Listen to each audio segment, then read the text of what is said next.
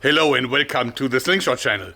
Well, forgive me for being a bit repetitive, but I'm still in these fantastic boots, like this one for my tendon and this one so that I can barely walk. I hope that I'm gonna get rid of it next week, and it's actually getting a lot better. Thanks for all the good wishes that you posted to my videos. In any case, now, sitting on the couch most of the day gets you watching a lot of television. So I've been watching a lot of The Walking Dead, but it gets me thinking.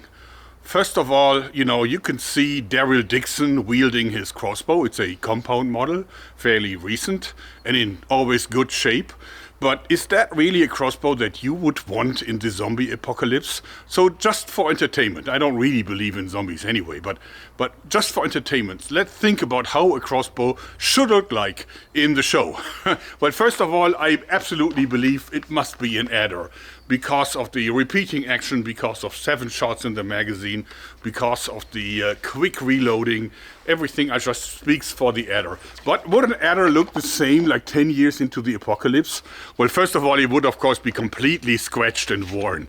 But I also think that the owner would actually modify it very heavily. And also it would modify itself. Like these plastic parts, I don't think that they would hold. Like a little bit of infights with zombies would definitely break them all, so they need replacement. But I also think that further modifications would be absolutely okay. So I made a model of this and I aged it and I modified it the way I think it should look like if it would be a prop in the show. So the Walking Dead True Daryl Dixon Post-Apocalyptic Crossbow. Let me show you its features.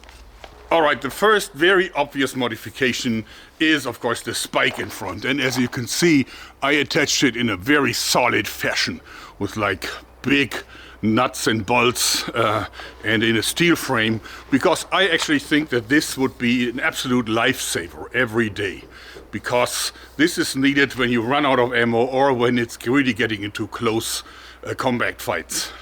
Then you definitely need a spike.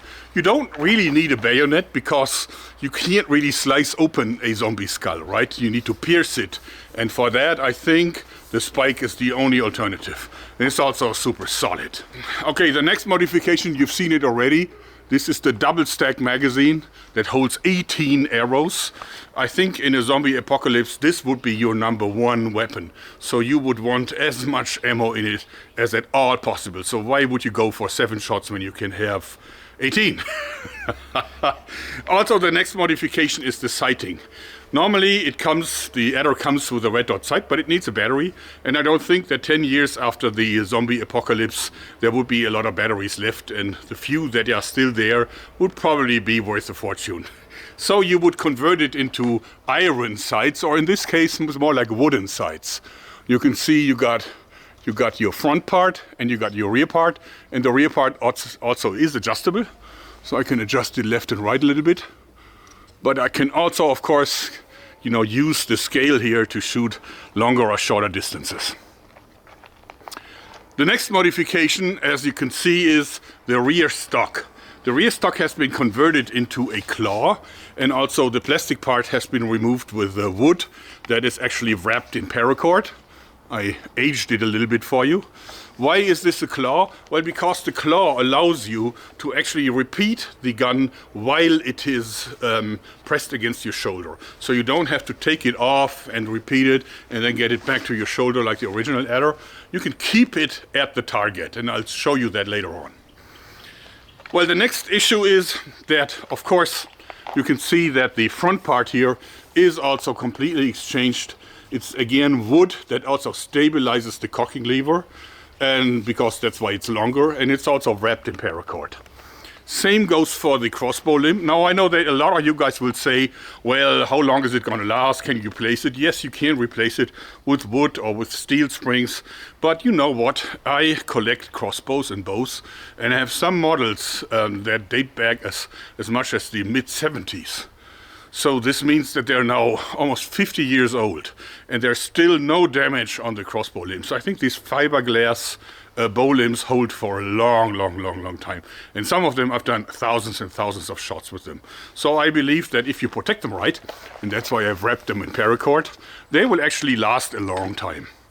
Not so for the string. As you see, the string has a funny color, and that's because it's not been made from Dacron, which would probably not be available in the zombie apocalypse. This is made from normal sewing yarn. So, and I just used it, all of it is sewing yarn, and actually waxed it with beeswax candles, which definitely gives a really good result. And as you see, it's fully functional. So, and I think sewing yarn will be found in abundance, even in the zombie apocalypse. I also wrapped the handle in paracord, and it gives actually more purchase, so that's always a good thing. What I've also done is I converted this into a fast shooting mode, because you know right now this locks and you have to manually unlock it every time you shoot. Now if you have this pressed against your shoulder in fast firing mode, you don't want that. And therefore what I've done is, let me show you. You see, this is the locking part. It's actually a hook. But I've attached a little bit of string to it, and you can actually put this back into here like so. And then it no longer locks.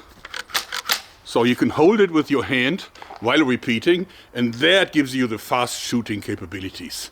Let's go to that part now. First, the regular adder. How do you shoot it? Well, you cock it like so. Then you bring it to your shoulder. You shoot. Then you repeat it, bring it back to your shoulder, shoot, and so on. Fairly quick procedure, but of course it still takes a few seconds. Like you get out a shot every 3 or 4 seconds, maybe 5. Okay, now the Dixon model. Okay, as first we engage this here, so it doesn't lock. We press it against it, and then we repeat it like so. We hold it like so, and then we can repeat like this.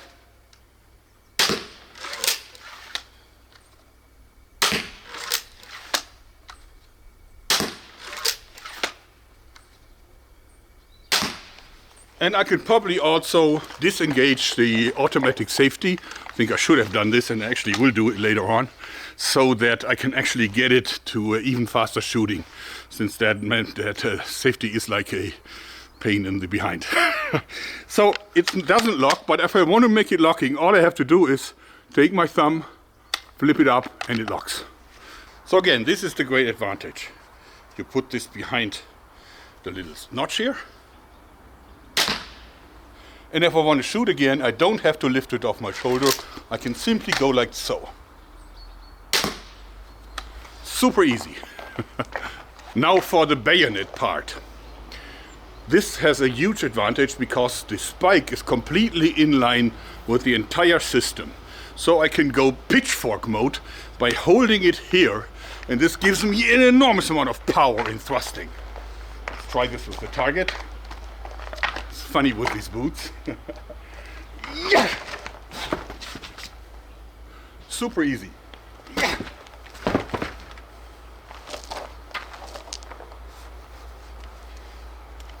And super deadly. So, how do you like it? Do you think it looks old and worn enough? Do you think I could do some more enhancements, but just removing the automatic safety? I'll do that later on. I really try to make it looking like zombie apocalypse 10 years after. Let me know what you think. Put it down in the comments. I actually love it, and I think it's probably my most badass adder in my collection. So I hope you like this, because that's it for today. Thanks, and bye-bye. Okay, one for you, as always.